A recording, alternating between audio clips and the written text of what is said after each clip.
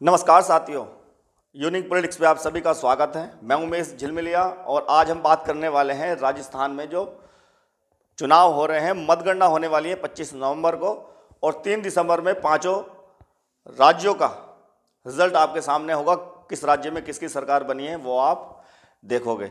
लेकिन राजस्थान में अभी तक जो मीडिया दिखा रहा है कि दो पार्टियां, कांग्रेस और बीजेपी, इन दोनों की टक्कर है। इसके अलावा भी वहां अन्य पार्टियां चुनाव लड़ रहे हैं। हम उसके बारे में विश्लेषण करने वाले हैं कि किसको कितनी सीटें मिलने वाली है। लेकिन अगर बीजेपी और कांग्रेस की बात करें तो मीडिया दोनों की टक्कर दिखा रहा है, बीजेपी और कांग्रेस की।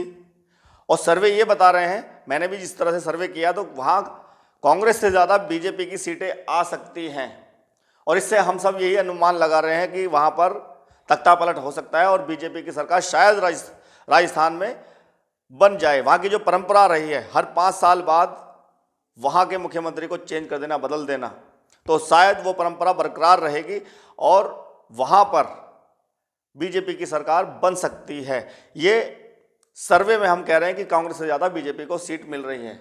लेकिन तीसरी पार्टी की हम बात कर रहे थे कि बीएसपी जो तीसरी सबसे बड़ी पार्टी वहाँ पर है और जो चुनाव लड़ रही है पूरी ताकत से, अभी भी वहाँ पे रैलियाँ चल रही हैं। मायावती खुद जाकर प्रचार प्रसार कर रही है। दलितों की राजनीति करने वाली मायावती, लेकिन अब वहाँ दलितों की राजनीति या दलित वोट पर सेंध लगाने के लिए चंद्रशेखर आज़ाद भी पूरी ताकत अपनी लगा रखी है। और वहाँ पर जो उन्होंने रणनीति बनाई है उससे ऐसा लग रहा है कि वहाँ बीएसपी को नुकसान हो सकता है। देखिए, चंद्रशेखर आज़ाद और हनुमान बेनीवाल दोनों ने हाथ मिला लिया है, यानी कि आरएलपी और एएसपी दोनों पार्टियां गठबंधन से लड़ेगी और लगभग 77 पार्टियों पर आरएलपी और लगभग 66 सीटों पर एएसपी लड़ने वाली है। अब उनकी रणनीति इस तरह से बनी है कि जहां जाटों की जनसंख्या ज़्यादा होगी वहां पर हनुमान बेनीवाल की पार्टी आरएलपी को टिकट दिया जाए और जहां पर दलितों की संख्या ज़्यादा होगी वहां पर एएसपी को टिकट दिया जाए। यानी कि जो रणनीति अगर उन्होंने बनाई है इस तरह की, तो उससे फ़ायदा हो सकता है दोनों को, यानी कि आरएलपी को भी और एएसपी को भी। इसका मतलब आरएलपी के भी विधायक बन सकते हैं और आज़ाद समाज पार्टी यानी एएसपी के भी विधायक बन सकते हैं। और इसी बीच बीएसपी, क्योंकि जो चंद्रशेखर आज़ाद वोटों का बंटवारा करेगा वो दलित की वोटों पर ही करेगा, यानी कि बीएसपी की पार्टी को ही नुकसान करेगा और जो बीएसपी के वोट बैंक है उसी पर सेंधमारी होगी। इसका मतलब सीधा सीधा ये है कि चंद्रशेखर आज़ाद बीएसपी की वोटों को साधने के लिए वहाँ पर पूरी ताकत लगा रहे हैं और हेलीकॉप्टर से रैलियाँ चल रही हैं। ग्राउंड जीरो की अगर बात करें तो माहौल दो तरफा बना हुआ है, यानी कि बीएसपी के साथ भी लोग हैं और चंद्रशेखर आज़ाद के साथ भी हैं, क्योंकि और वो इसलिए भी हैं क्योंकि वहाँ की जो रणनीति उन्होंने बनाई है, गठबंधन किया है, आरएलपी के साथ हाथ मिलाया है, उससे थोड़ी ताकत चंद्रशेखर आज़ाद की बनी है। तो सीधा सीधा हम अनुमान लगा सकते हैं कि वहाँ वो नुकसान बीएसपी का हो सकता है। 2018 की बात करें तो बीएसपी के वहाँ 6 विधायक थे जो बाद में शामिल हो गए कांग्रेस में। लेकिन अब 6 विधायक बनेंगे बीएसपी के या ज़्यादा बनेंगे तो देखने वाली बात होगी। लेकिन प्रचार प्रसार पहले से ज़्यादा अच्छा रहा इस बार का बीएसपी का। मायावती के जो भतीजे हैं आकाश आनंद, उन्होंने बहुत ही अच्छा प्रचार प्रसार किया, वहाँ पद यात्रा भी की है। मायावती खुद रैलियाँ वहाँ कर रही हैं। पहले के मुकाबले अच्छा प्रचार प्रसार है और हो सकता है कि पहले से ज़्यादा विधायक बने।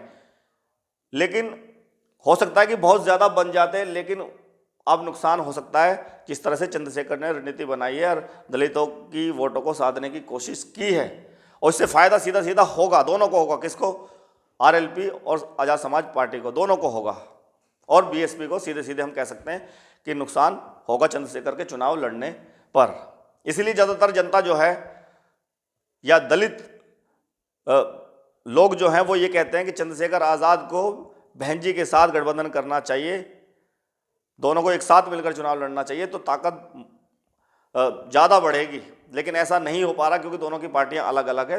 इतनी आसानी से ये गठबंधन नहीं हो सकता। अब हम बात करें कि जैसे सर्वे दिखा रहे हैं कि बीजेपी की सरकार वहाँ बन सकती है या बीजेपी ज़्यादा सीटें लाई कांग्रेस से। देखिए, सही तो हमें पता चलेगा 3 दिसंबर के बाद ही। हो सकता है कि दोनों को ही बहुमत ना मिले, यानी कि बीजेपी भी बहुमत से नीचे रह जाए और कांग्रेस भी बहुमत से नीचे रह जाए, और ये अन्य पार्टियां बहुत अच्छा वोट बैंक ले जाए या बहुत अच्छे विधायक बना लें, और इनके समर्थन से ही या इनकी वजह से ही किसी भी पार्टी की सरकार बने। तो अगर ऐसा होता है, हो सकता है कि बीएसपी के बहुत अच्छे विधायक बन जाएं, हो सकता है कि दोनों का गठबंधन है आरएलपी और एएसपी का, तो इनके विधायक बहुत अच्छे बन जाएं, इनकी वजह से सरकार बने। तो अगर ऐसा होता तो ये अपनी हिस्सेदारी मांगेंगे या अपनी सरकार बनाने की कोशिश करेंगे, ये जो हर राजनीतिक नेता करता है या हर पार्टी का नेता करता है, ऐसा वहाँ हो सकता है। अभी ये सीधे तौर पर नहीं कह सकते कि बीजेपी की सरकार बनेगी, लेकिन हाँ ये कह सकते हैं कि बीजेपी कांग्रेस से ज़्यादा सीटें राजस्थान में इस बार ले सकती हैं और कांग्रेस को कम मिल सकती है। लेकिन जो अन्य पार्टियां हैं वो कितना किसको नुकसान करेंगी, ये हमने इस पर विश्लेषण किया कि चंद्रशेखर जिस तरह से चुनाव लड़ रहे हैं वहाँ पर, तो वो बीएसपी को नुकसान कर सकते हैं, क्योंकि दोनों ही दलित वोट बैंक को साधने की कोशिश करते हैं और दलितों की पार्टी भी हैं। अगर एएसपी की बात करें और बीएसपी की बात करें तो मायावती का एक रुतबा रहा है दलितों में, और मायावती को लोग प्यार करते हैं, पहले से ही आदर्श नेता मानते हैं उनको। अब लेकिन चंद्रशेखर जिस तरह से उन्होंने बड़े कम समय में अपनी पहचान बनाई है, भीड़ इकट्ठा की है, हम कह सकते हैं कि 2022 के चुनाव में हो सकता है कि उनके साथ जो भीड़ थी वो वोट में तब्दील नहीं हुई हो, लेकिन भीड़ उनके साथ बहुत ज़्यादा रही है। अब राजस्थान में जब वो गठबंधन के साथ लड़ रहे हैं, उनके साथ भीड़ है, क्या 2022 की तरह ऐसा तो नहीं वो भीड़ ही रह जाए और वोट बीएसपी पे चला जाए? ये तो देखने वाली बात होगी, क्योंकि 2022 में भी ऐसा हुआ था कि बहुत ज़्यादा भीड़ रही चंद्रशेखर आज़ाद के साथ, लेकिन वो वोटों में तब्दील नहीं हो पाई। लेकिन हम अगर इस पर विश्लेषण करें, जिस तरह से इन्होंने रणनीति बनाई है और लोग चंद्रशेखर की भी बात राजस्थान में कर रहे हैं और बीएसपी की भी बात कर रहे हैं, तो नुकसान बीएसपी को सीधा सीधा होने वाला है। फायदा मुझे लगता है इस बार कि चंद्रशेखर वहाँ अपना 1 या 2 या इससे ज़्यादा विधायक इस बार राजस्थान में बना सकते हैं और आरएलपी के भी विधायक बनेंगे। मायावती के कितने बनेंगे? पहले से ज़्यादा बन सकते हैं, ये अनुमान हम लगा सकते हैं कि पहले से ज़्यादा बन सकते हैं। लेकिन हाँ, नुकसान भी इस बार चंद्रशेखर की वजह से मायावती को होने वाला है, जैसे कि 2022 में नुकसान हुआ था।